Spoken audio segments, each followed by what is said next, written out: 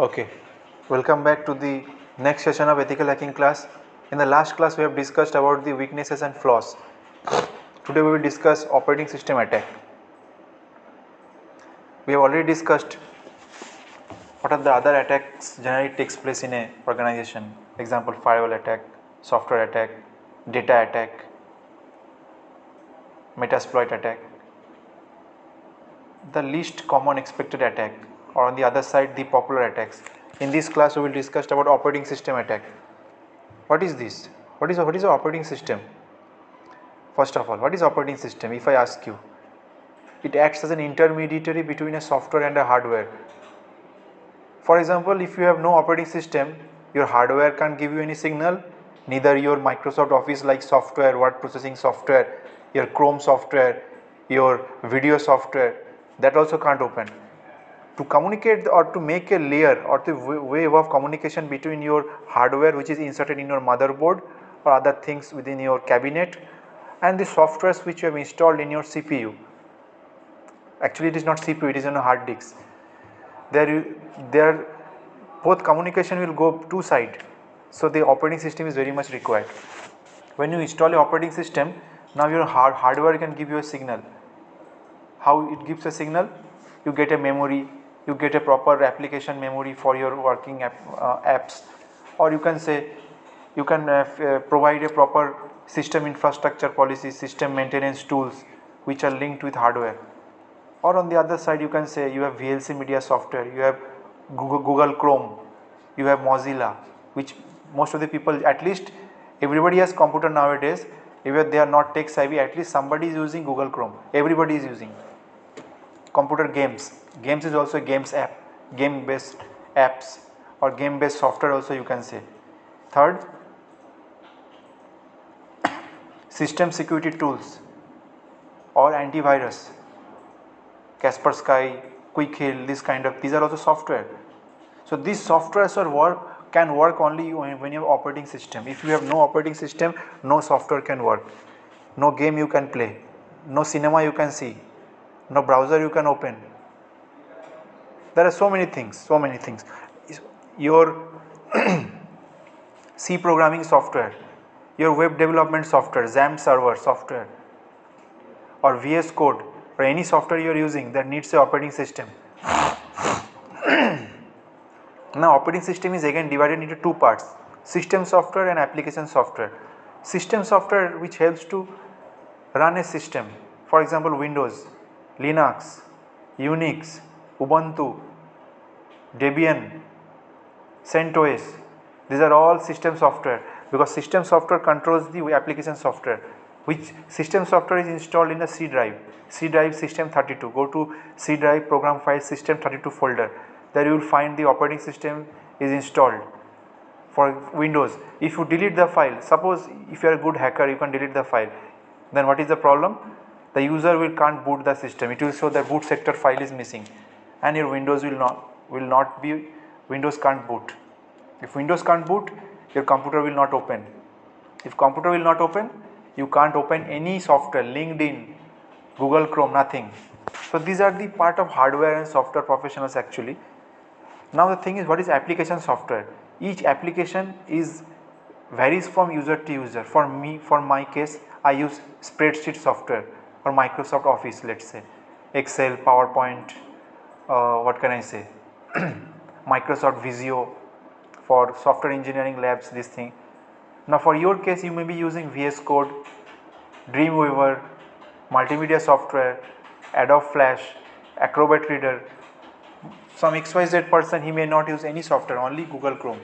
Google Chrome is also software, application software. So each application, it plays a important role for a fixed set of tasks. So that are known as application software. When you first install any operating system, your computer is completely blank. You find there no system icon, desktop icon. When you install each app, each icon comes to the desktop. Next. So now how to do this operating system attack? Now after so many things listening, you can guess that operating system attack, if somebody can do, they can destroy the complete system at a time. They can completely shut down the complete system. That is shutdown command. First is exploiting. You have to exploit the protocol. Second, you have to exploit the authentic system. Authenticity, integrity, confidentiality. These three things I have already said. Now somebody was asking a question, authenticity and confidentiality both look same. No, confidentiality means data should be confidential.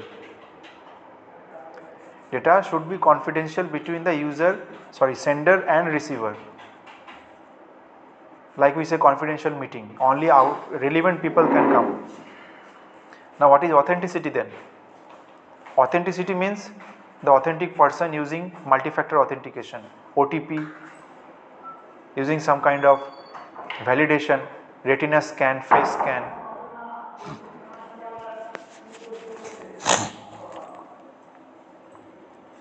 Now third is break file system.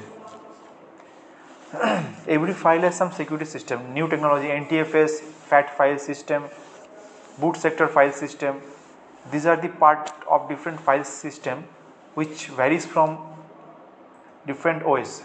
For example, Windows has different kind of versions, Windows 7, Windows 10, Windows 11. If you go to very oldest edition, Windows Server edition, maybe their file system are all different. You must have proper knowledge of the file system. Once you break the file system, you do a homework. Right click the C drive and see in properties what file system it shows, NTFS or FAT. Nowadays it's mostly NTFS or FAT. It's a homework, just check it. FAT means FAT, file system. There is a full form of that. FAT is there is a full form, NTFS there is a full form.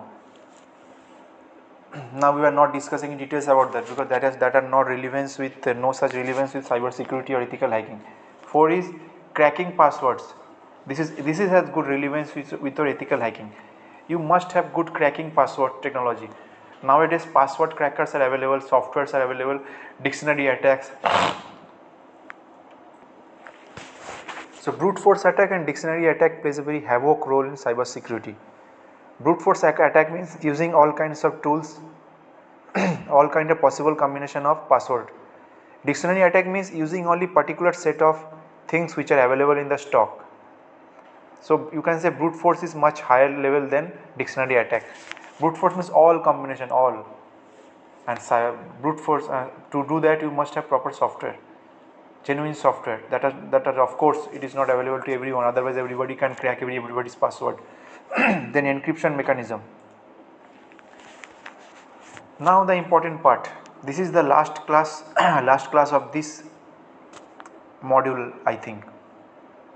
What we have started in the last few classes, this is coming to an end of this module only. In the upcoming modules we will discuss some other technology.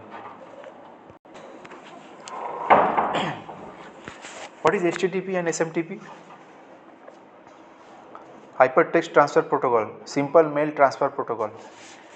These are generally frequently hacked. Most of the hacking protocols which are happening nowadays, you will find that HTTP and SMTP, it is used mostly for sending mails or accessing any website. There is no such people in the world who don't use internet. If you do internet, you are using by default HTTP. Remember this. Now if some companies are maintaining HTTPS, that means you are secure. For example Google, for example Amazon, for example Facebook, YouTube, these are secure because HTTPS, they have validation certificates. If you don't have secure, then that means you are following insecured, non-trusted websites which are following HTTP. Now this is the area where hackers get a chance to monitor you through some fixed set of softwares, and chances are there that if they want to hack you, they can hack you. They can get into your system. But the good thing is that they will not hack you unless they feel that lots of financial information or data they can get from you. So that means they can hack, they generally hack big organizations or big group of people where the funding is more, data is more. Otherwise they don't spend time. If you are a normal user, if you don't have anything, no security, nobody can hack you unless you are using a very infected pen drive. from a cyber cafe.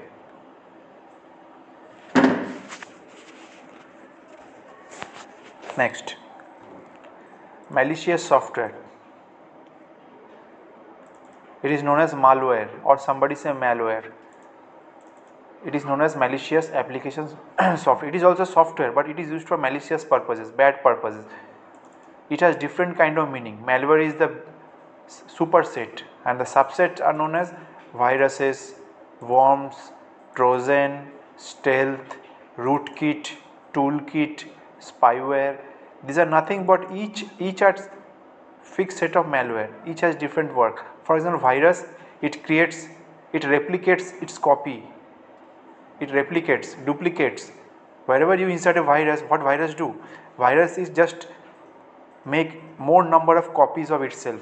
And suppose today I am standing, if I can create 10 copies like me, then you can see that 10 copies will be much more powerful than me.